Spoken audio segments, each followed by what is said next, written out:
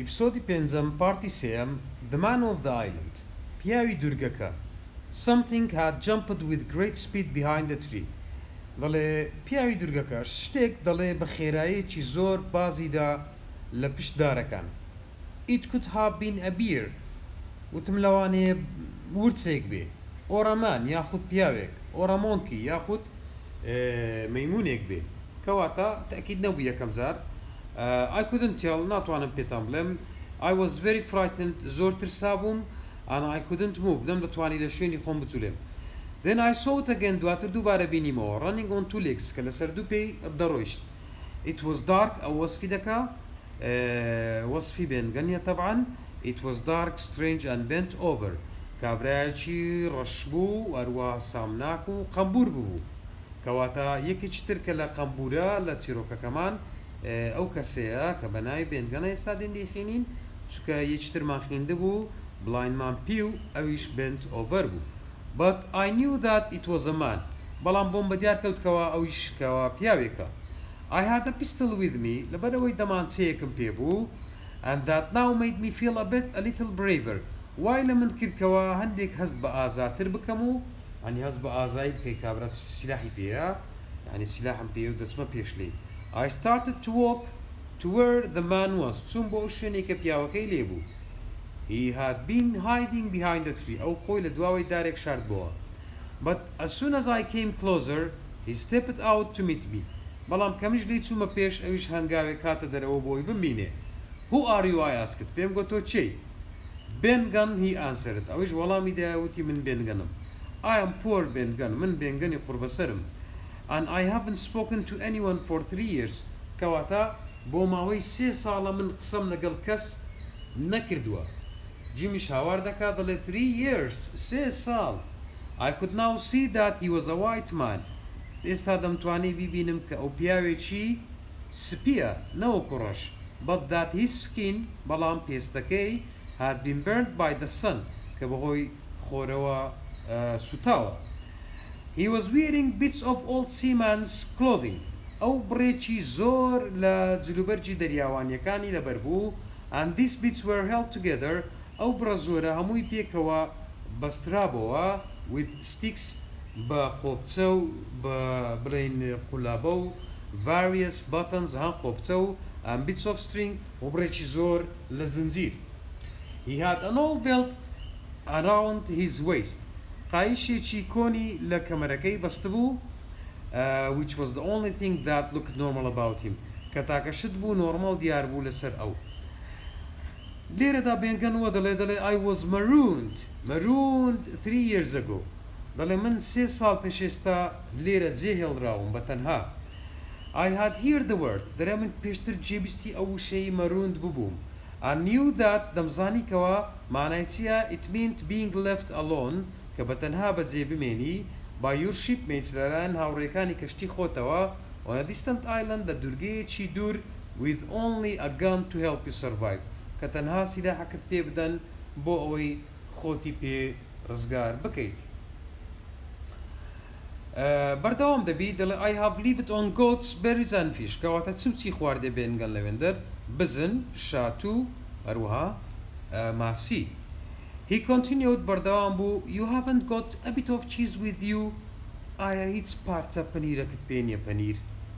Have you پێت نییە I have been dreaming of cheese ئەمن دەمێکە خەون بە پەنیرەوە دەبینم 3 ساڵە کابرا پەنیری نەخواردیە خەون بە پەنیرەوە دەبینی Provided that I get on board again I said وای دانین کە دەگەین دەچینەوە سەر کەشتیەکە You will have lots of cheese پێم گۆ پەنیرێکی زۆرت دەبێ خەمن نەبێت On board سەر کەشتی he replied وەڵامی دایەوە What's your name ناوت چییە he asked پرسیاری کرد Jim I told him منیش پێم وت ناوم جیمە Well Jim I've thought about it on this lonely island من زۆر بیرم کردوتەوە لەو دوورگە تاک و تەنهایە And I am a changed man من پیاوەکم گۆڕاوم You won't see me drinking rum again جارێکی تر نامبینیەوە کە من مەشروب بخۆمەوە ئەنی گۆڕایمە کابرای وچک برێت تۆ بەی کردیات ئۆر بەڵام لێرە مادەم گوتی ئۆر یعنی وەزعەکە تێک چوە دیسان Well just a little for luck of course ياخي عندك ئەویش لە بۆ بەخت and I'm going to be good بەڵام من دەمە ئینسانێکی باش and he looked around him carefully سەیرێکی دەوروبەری خۆی کرد بە وریایی قسەکی زۆر گرنگ دەکا لێرە I am rich دەوڵەمەندم من دەوڵەمەند I will tell you something باشتر شت پێ بڵێم I will give you some of it هەندێکت پێ دەدەم لەو پارەیە since you were the first man to find me چونکە تۆ یەکەم کەس بووی کە منت دۆزیەوە but with that بەڵام کەو قسەی کرد he suddenly looked frightened لە ناکاو پێدەچوو زۆر ترسابی نازام لۆ and held my hand hard دەستی منی بە سەختی کرد it's not Flint ship you are from نەکا تۆ لە کەشتی فلینتەوە هاتبی is it ئەیوانیە he asked پرسیاری کرد this gave me hope ئەوە هیوایەکی بە من بەخشی perhaps I had found something who would help me وتم لەوانەیە کەسێکم دۆزی بێتەوە کە بتوانێت یارمەتیم بدا لەبەرەوەی لە فلینتی دەترسێ کەواتە دژی فلینتە و لەوانەیە بتوان یارمەتیم بدا no it's not Flint's ship نەخێر ئەوە کەشتی فلینت نییە Flint is dead Flint مردووە I replied but there are some of Flint's crew بەڵام هەندێک لە جەماعەتەکەی Flint aboard لەسەر کەشتێکن which is bad news for the rest of us کە هەواڵێکی خراپە بۆ هەموو ئێمە ئەویش تەکید دەکاتەوە not a man with one leg he said نەکا پیاوێکتان لە گەربی کە تەنها یەک قاچی هەیە Silver asked پێم گوت مەقسەدت سیلڤەرە yes that was his name بەڵێ ئەوە ناوی ویە if you were sent by him ئەگەر ئەو توی ناردبی then I am a dead man کەواتە من پیاوەکەم یعنی مردم تەوە he said quietly بەهێم نییە قسەی کرد I had decided what to do in a moment منش بڕیارمدا لە دەقەیە کە چ بکەم I told him all about our voyage دەربارەی گەشتەکەی خۆمانم هەموو بۆ جێڕایەوە and the crisis ئەو قەیرانەی we were now in کە ئێمە ئێستا تێیداین he listened carefully زۆر بە وریایی جێی بۆ ڕاگرتم and then he said دواتر وتی you are a good lad تۆ کوڕێکی باشی don't you worry نیگەران مەبە بێنگەن will help you بێنگەن یارمەتیت دەدا now do you think your squire ئێستا بەڕای تۆ squire ئەو ئاغای تو دوو شتی لێ داوا دەکە would pay me well to help him ئایا بڕەپارێکی باشش دەداتە من ئەگەر یارمەتی بدەم دووەم and take me back home on ship دەمباتەوە ماڵێ بە کەشتیەکەی the squire is gentleman and anyway squire پیاوێکی جوامێرە ئەگەر هەر چۆنێکیش بێ if we don't have the others ئەگەر ئێمەوانی ترمان نەبێ we will need you to help sail the ship home I said ئێمە پێویستیمان بە تۆ دەبێ بۆ ئەوەی کەشتێکە بەرینەوە ماڵەوە پێم وت یعنی وەکو عەمەلێک وەکو کرێکارێک هەر ئیشمان بە تو دەبیتن well he continued بەردەوام بوو I will tell you some of my story ئەویش وتی با منش هەندێک لە چیرۆکەی خۆمت بۆ بجێڕمەوە چۆن لێرەیە یعنی کابرا I were on Flint's ship when he went to bury the treasure من لەسەر کەشتی فلینت بووم کاتێک کە چوو بۆ ناشتنی گەنجینەکە چ دەکا فلینت بزانە he took 6 strong sailors with him 6 دەریاوانی بەهێز لەگەڵ خۆی دەبا but he came back alone بەڵام بە تەنها گەڕایەوە he had killed them all ئەو هەمووانی کوشت بوو Billy Bones was the ship's mate Billy Bones هاوڕێی سەرکەشتێکەمان بوو and Long John looked after the supplies Long Johnish کاری کەلوپەلەکانی دەکرد well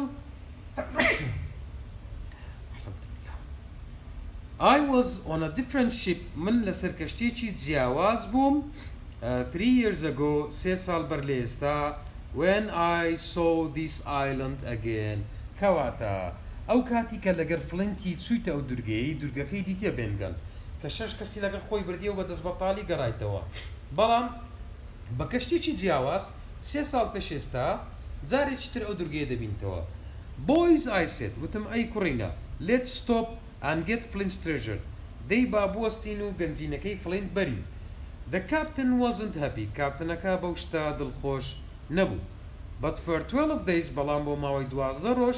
we looked for it ئێمە بە دوای داگەڕاین and found nothing بەڵام هیچمان نەدۆزیەوە every day they got angrier and then they said هەموو ڕۆژێک تووڕەتر دەبوون و دواتر وتیان here's a gun ئاوە سلاحەک pickaxe قازمەک and spade خاکەناسک find it yourself دەلو خۆت ببینەوە کاکە then They all went aboard and left me here. هەمویان سواری کەشتێکە بوون و منیان لێرە بەتەنها جێهێشت. بەڵام دیسان قسەشکە دەکا I have been busy these 3 years. ئەمن ئەو 3 ساڵە لێرە سەرقال بوویمە. تێبگە. See. And guess what? وە بڵێ چی؟ He winked at me. چاوێکی لێ چوقاندم. واتە معنای وایە بێنگەن 3 ساڵە لە دوای 3 ساڵ گەنجینەکەی دۆزیوەتەوە ینی لەو 3 ساڵە خلال لەو 3 ساڵێکە لەوێ بووە. But how are we going to get back on board? بەڵام ئێمە چۆن بگەڕێینەوە سەر کەشتێکە؟ پرسیارم لێ کرد. He said, I've made a small boat. من بەلەمێکی بچووکم دروست کردووە.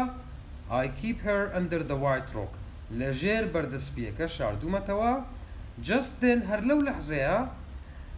دوای ئەوە there was the sudden loud crash of a cannon. جێمان لە ناکاو جێمان لە دەنگێکی گەورەی نەڕەی تۆپی هاون بوو. منیش هاوارم کرد they have started to fight. ئەوانە دەستیان بە شەڕ کرد. کۆتایی پارتی سێمی ئیپسۆدی 5.